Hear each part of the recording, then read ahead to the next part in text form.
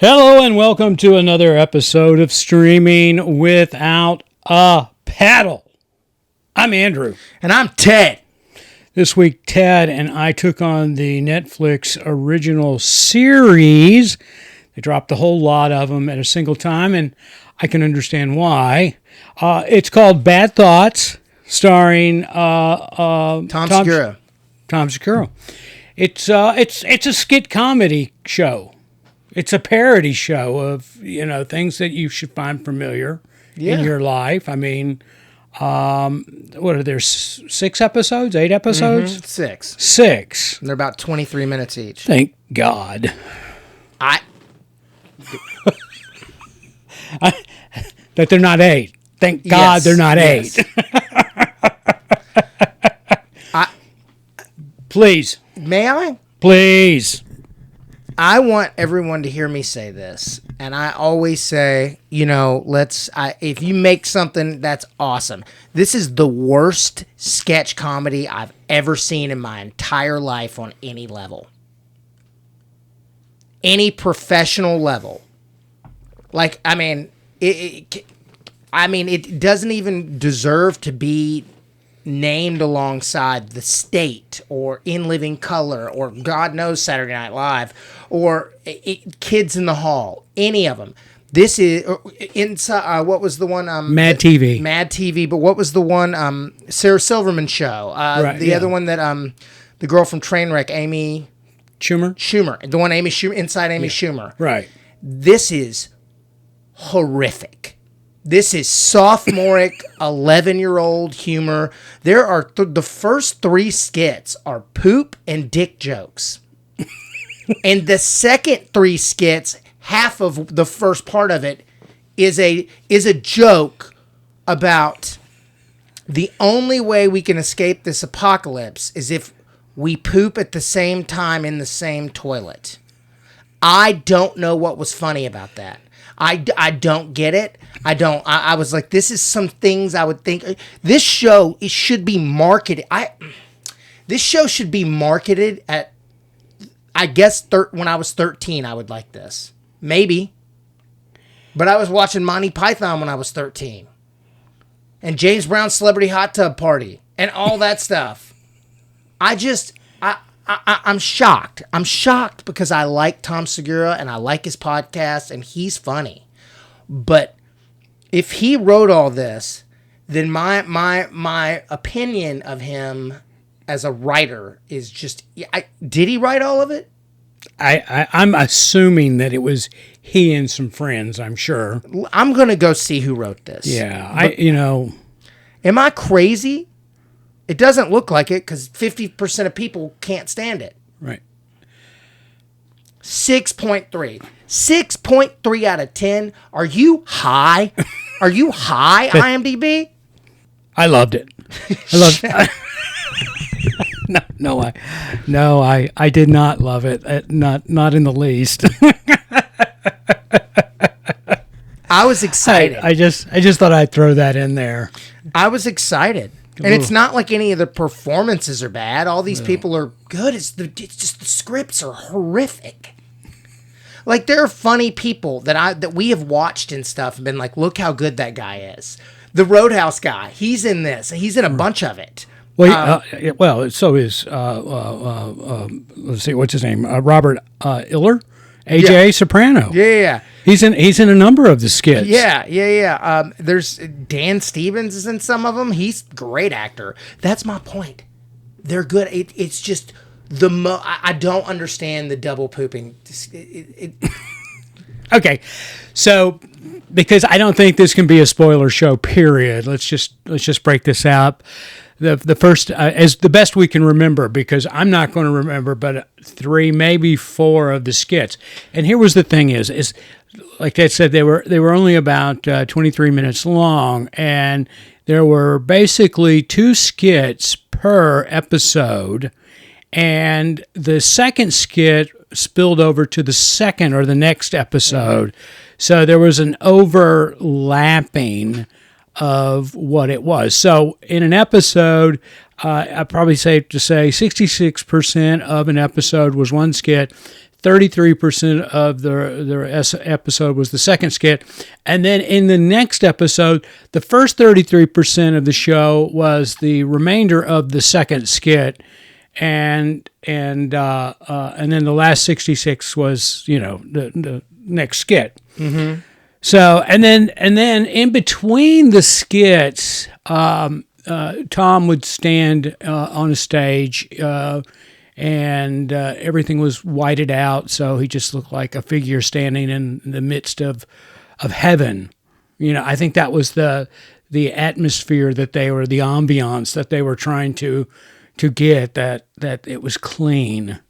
It was, and he would say, or the word like health would pop up, and he would talk about how important it is to be healthy, and then they would go on. And I'm not saying that was one of them specifically, because I can't remember what the topic was. And success is the one I remember. Yeah, and then it would go on into the next skit, right? So that was the bumper, as we used to call it back in the day. I don't know what they call them today, but that was the bumper between scenes.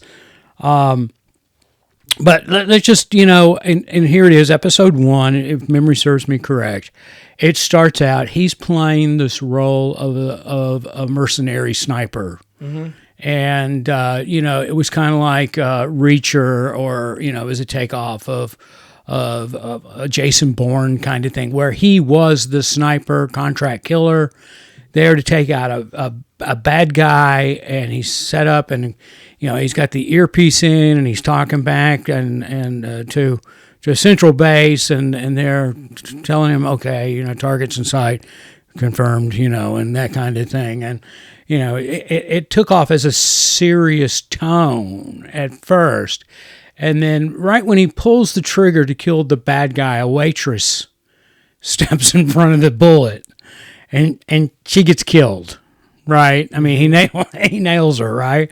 But then the bad guy, he gets up and realizes that it's going away, and so then we go into this VO of his head space, and two rules: you don't kill women and you don't kill children.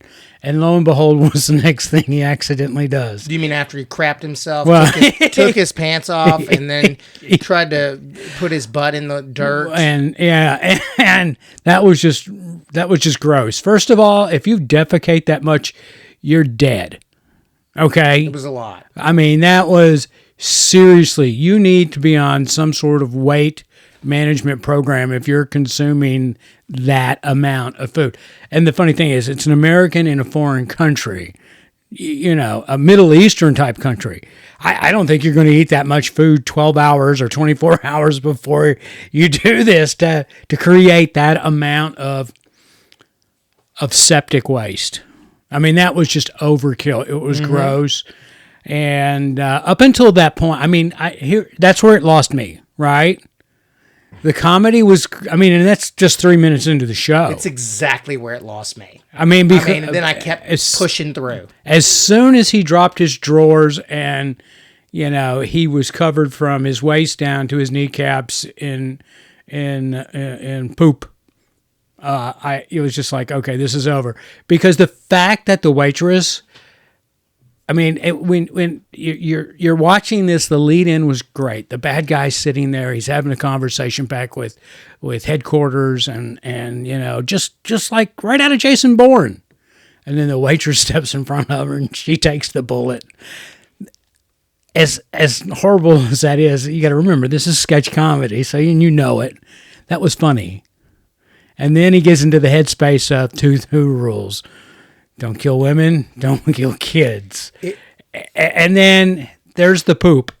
The poop is what ruined it. And then I was done. Yeah, and then the next skit where it's like the IT guy and the one guy. The one guy's like, that's Robert Iller, from AJ Soprano. He's watching porn, and he's like, yeah. And I was like, God, this is so stupid. For our listeners here, Ted is on the podcast. Ted's making hand gestures.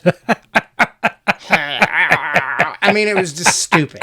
Please tune into the YouTube channel to check that out. Anyway, it was horrible. I mean, and it would just, well, and then he goes on. Then he goes on to make, the same IT guy to create a very successful video game based off of that kind of thing, right? And it was horrible. I mean, that's all I can say. And then Robert Iller comes back for another sketch where the aliens have taken over.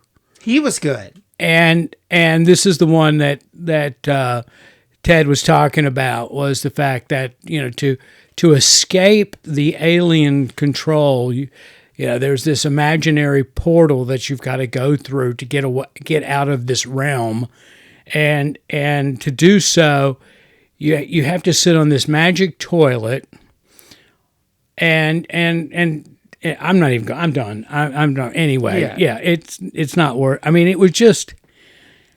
I will say this, Ted. Mm-hmm.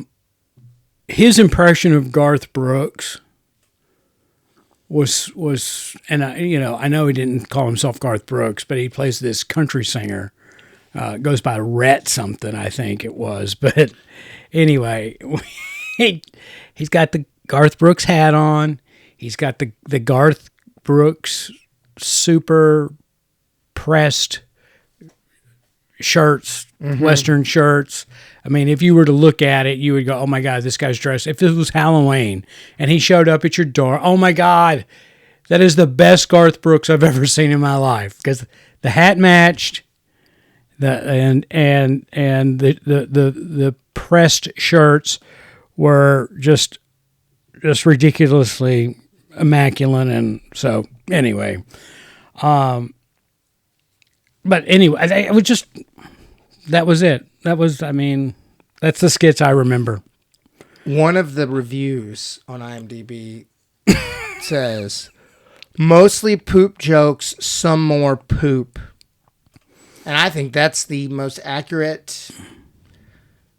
They tried too hard. Why did I get my hopes up? Unwatchable. And yet it got a 6.3. Well, now this unwatchable, because he's got that Joe Rogan fan base. Tom Segura has that Joe Rogan fan base. Okay. So they're like, you're stupid, bro. We should do some skits about doing roids and how funny it is. I mean, it's just like, I just don't get it. You called this sophomoric. I'm sorry. This was fifth grade humor to me. These are jokes that we made to our friends in junior high. I mean, yeah. I mean, it was just... And I hate to even bring this. I hate to even say this because this is a legendary comedy. This entire series can be summed up into being not as well done as the scene in Dumb and Dumber where he gives him turbo laxative and he goes to pick the girl up and can't leave the bathroom when he can't flush it. Right. This whole series is that one sketch done by less talented people. And way grosser. Way grosser. But way grosser. How much funnier was Jeff Daniels in that than this? Yeah, it just, well, you bring up a great point, because if you look at that particular scene in Dumb and Dumber, they were right on the edge of tasteful bathroom humor, okay? Everything in this series, whether there was a bathroom involved or not, was 20 yards over that line. Easy. This person says 10 out of 10 hilarious and totally my sense of humor. I don't have any suggestions for you to watch anything. This person, and I won't say the name, I have no suggestions for anything you should watch. I don't have any suggestions either as it pertains to what to watch, but you might consider going to see a therapist. There's many 10-star reviews, and they're all like, wow, hysterical. And I'm like, I don't know why I'm so upset about this, but like, do people not like witty comedy? And I know Andrew didn't like the movie we watched last week, but like, I texted him. And Summer of '69? Yes, I texted him and I said, within the very 3 minutes in, I texted you and I go, hey, if you didn't like Summer of 69, this makes Summer of 69 look like The Godfather. You're right. This, I don't know what to say other than if I was Tom Segura, I would be thoroughly embarrassed about this. I really, I mean, it was, if I walked into a room with a bunch of Hollywood people, and I would be thoroughly embarrassed at this product. And my only response was, it's Netflix money. It was Netflix money. You know, as a hope that, that might justify what we did. But there's a massive amount of 10-star and a massive amount of 1-star. Are you on IMDb? Yeah, okay. Just so our listeners know where you're going on this. There's just a lot of 1-stars and a lot of 7, 8, 10. I just don't. That's ridiculous. Are we old? No, I would not have found any of this humorous back in my day. I don't think I've shifted a lot. I get it. My tastes have matured and such. But I'm conscious enough to make, I think, reasonable evaluations of humor and things that are good and things that are bad, no matter what age you are. Right? Who could you show this to? First of all, grown-ups. If you're over 18, right? Okay, or 16. There might be a window between 16 and 21 that might find this humorous. But if you're over 21 and you thought this was funny, really. I just go back to that movie. I always talk about that, Beware, whatever, The Legend of Boggy Hollow, or whatever, the one that the Saturday Night Live kids did. Right. And I'm just like, it was really good and really funny. And I'm like, every one of these comedies we watch, I'm just like, how come those three dudes can do the same type of humor as this, but better, because they're not relying completely on gross out gags the entire time? And they're a lot younger than Tom Segura. Oh yeah, I mean they're like in their 20s. He's 46. This is the material we got out of a 46-year-old man. I'm sorry, Tom. I would like to think, and I enjoy your podcast. If you're listening. And I think you and Christina have a great chemistry on the show. I love it. I really do. But seriously, this is not, in all honesty, this is not what I would expect out of you if given the opportunity to create something in the realm of a comedy show. That's why I'm surprised. Yeah. I like him and Bert Kreischer on their podcast. I like him and his wife on their podcast. I like his comedy. I think he's the funniest of the Joe Rogan people. Well, he's the maturest of the Joe Rogan people. I mean, I think what's his name is funny too. The one that Shane Gillis is funny. Yeah, but like Tom Segura is, to me, the funniest of all those people. He is out of out of Shane Gillis and what's Bert Kreischer. Bert Kreischer, and Tom here. Tom comes off as the adult in the room around those two guys. Mm-hmm.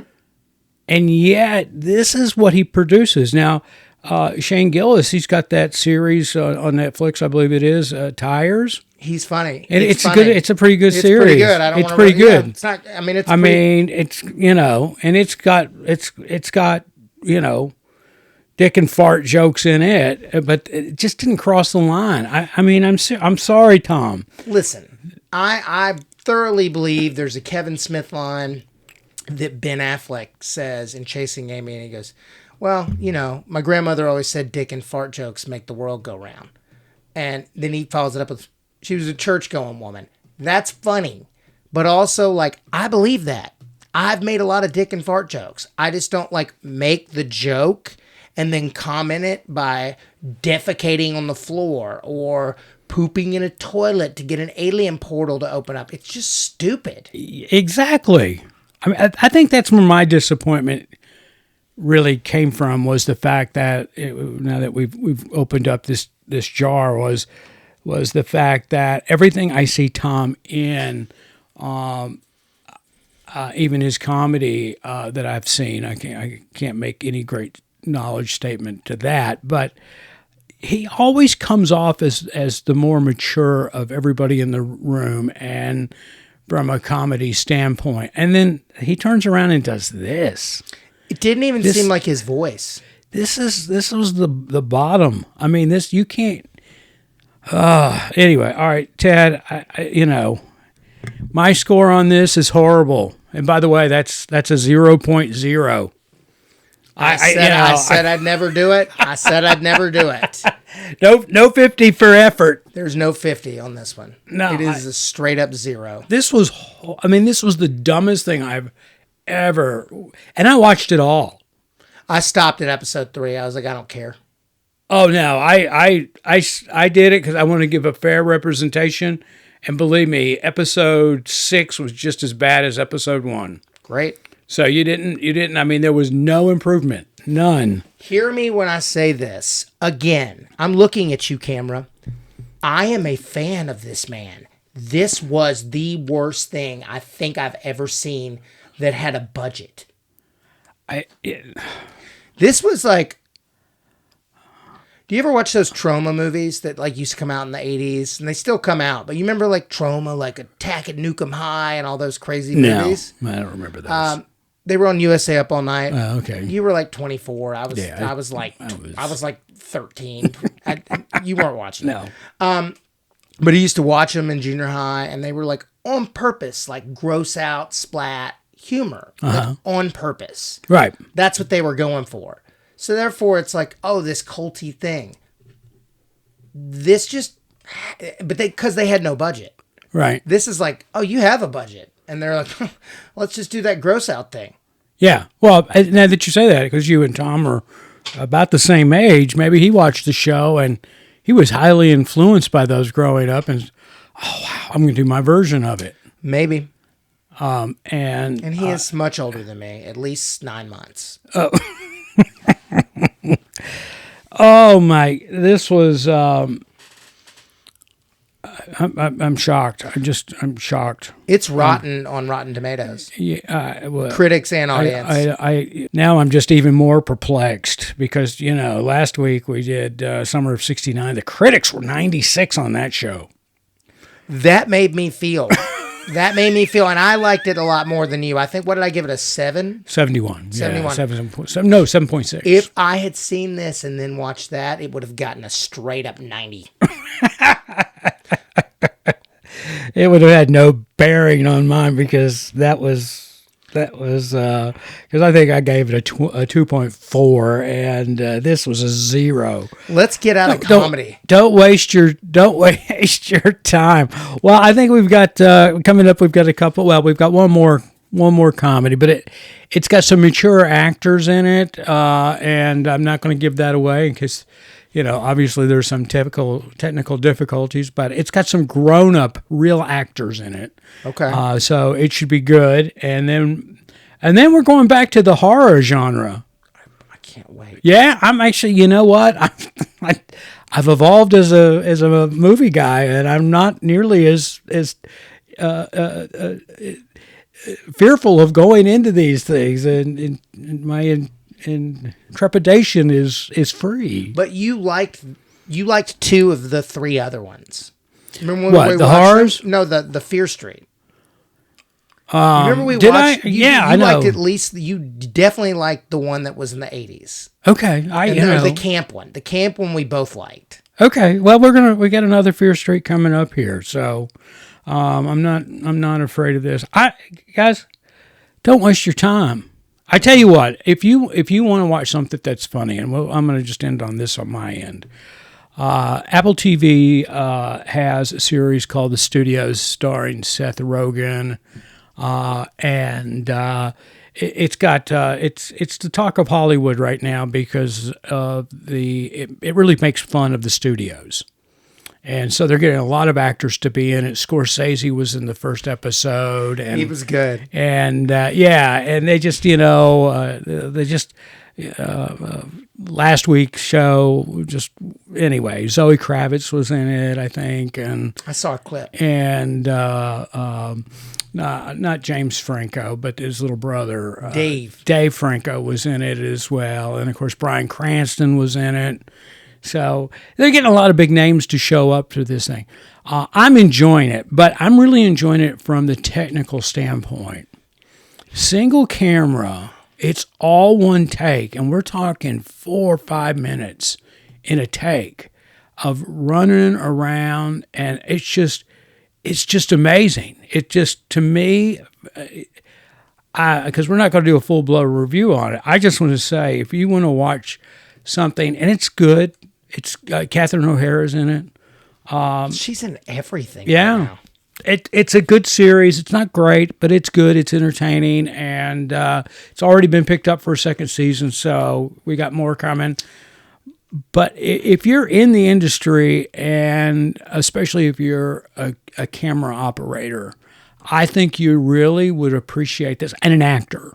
If you're either one of those two, because the symbiosis between those two in this series is just ridiculous, of how the camera and the actors dance with each other through these scenes. And I'm not kidding you when I say it's 4 or 5 minutes long of a single shot. Oh, it's impressive the way they've shot it. I've only seen the first 3 episodes, and for me, I think it's funny and it's good, but for me, it's too inside baseball. Like, I'm like, oh, that's like so much stuff that like we've both seen a bunch of. I think it'd be more interesting if I didn't know anything about all that. Yeah, well, more so than watch it, because most people aren't in the industry. But again, actors are just apparently lining up to be in this, because it really kind of opens up the studio window, or at least to the point where it makes the actors feel good about poking at them. Oh yeah, it'd be fun to act in. And so. But anyway, that's on Apple TV. That's a good show, and technically, and again, I don't want you to miss the point of the fact that the way it is shot is just extremely impressive. And just think about it when a scene starts and when it ends, and all the motion, and there's a tremendous amount of motion. It's not a sitcom in a single setting. It is a sitcom that travels through studios, through office complexes, and it's amazing the technical achievement it's done in that. Yeah, I agree. As a producer, I have to acknowledge that. And if you're looking for something that will make you laugh, it will make you laugh. And it's grown up. Yeah, it's good, and it is funny, and it is good. Sometimes I watched the first 3, and I was like, I don't know, man. It's so like watching all the stuff we've dealt with. Yeah. I've on a second one, because I don't think we'll do a full review. Will we do a full review of Last of Us season 2? Yeah, we're going to break down we're doing an episode at the end of all the because I was going to get everybody up to date on what I think so far. We're what, 2 episodes out from it being done now, right? So yeah, no, hang tight on that. We'll wrap that up too. But here's another one too. And this is Apple TV as well. I'm really impressed with what they're putting out. Jon Hamm, Friends and Neighbors.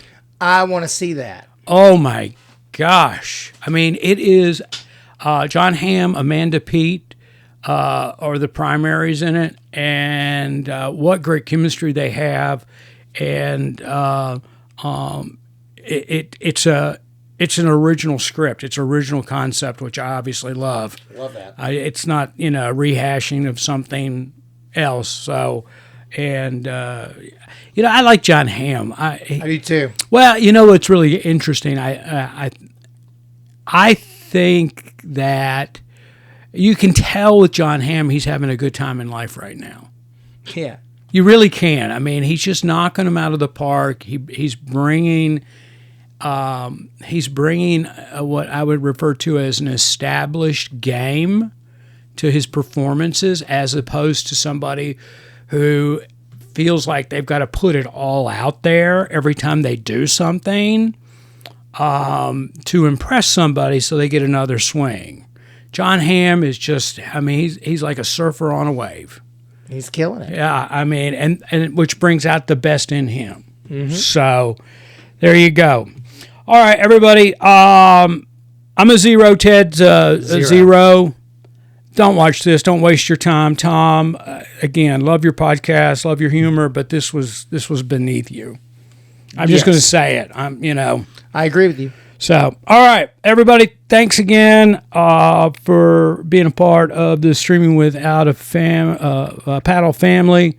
I'm Andrew. And I'm Ted.